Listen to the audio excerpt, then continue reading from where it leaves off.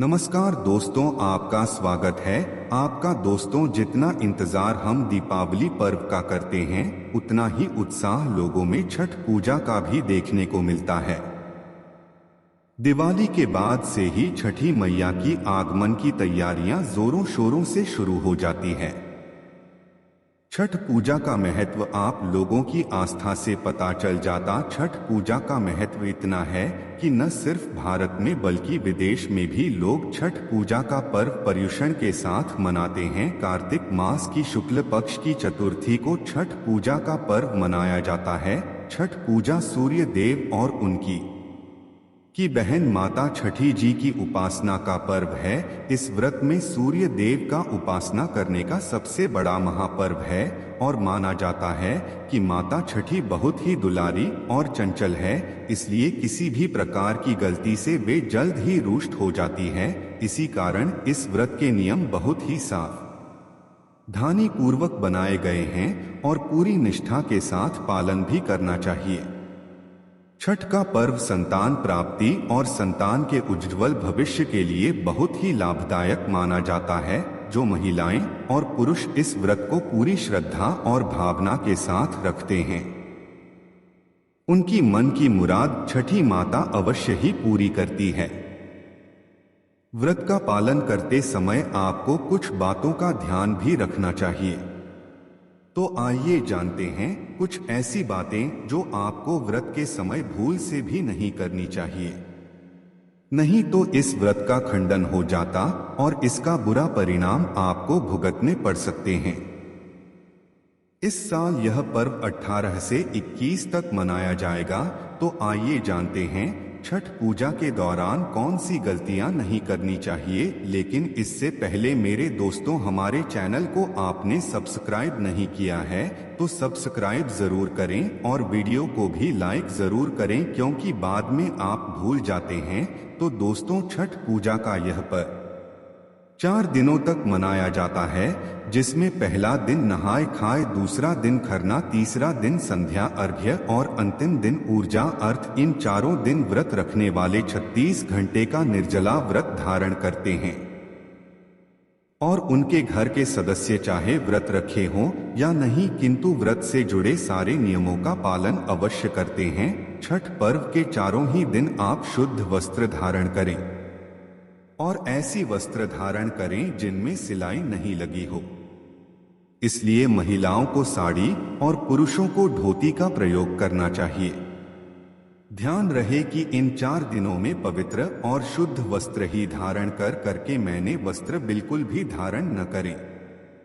दोस्तों, छठ का सबसे कठिन नियम होता है कि आपको घर के बाकी सभी सदस्यों को स्वच्छता और सात्विकता का पूर्ण पालन करना होता है।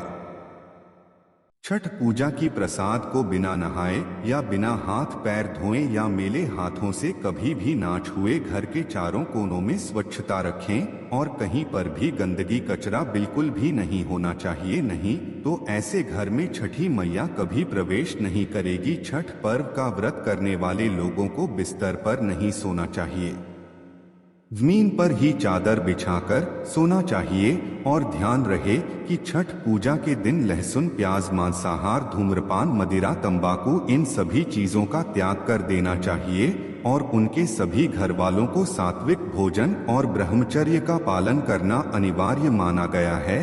छठ पूजा के समय इन सभी चीजों का अवश्य पालन करें। इनके उल्लंघन से आपको छठी मां के प्रकोप का सामना करना पड़ सकता है। छठ पूजा के व्रत के दौरान सारी महिलाएं मिलकर नदी किनारे सूर्य देव की उपासना करती है।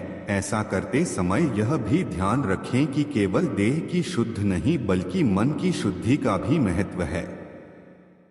इस पर्व के दौरान किसी भी प्रकार की बुराई, गंदे विचार और किसी के प्रति कुदृष्टि की भावना, क्रोध, अपवित्र शब्द, भेदभाव जैसी प्रवृत्ति को कोसों दूर रखें और कोई बुराई कर भी रहा हो तो उन्हें भी रोके या वहां से दूर चले जाएं। सूर्य को अर्घ्य देते समय बांस की सूप या टोकरी का बहुत महत्व होता है।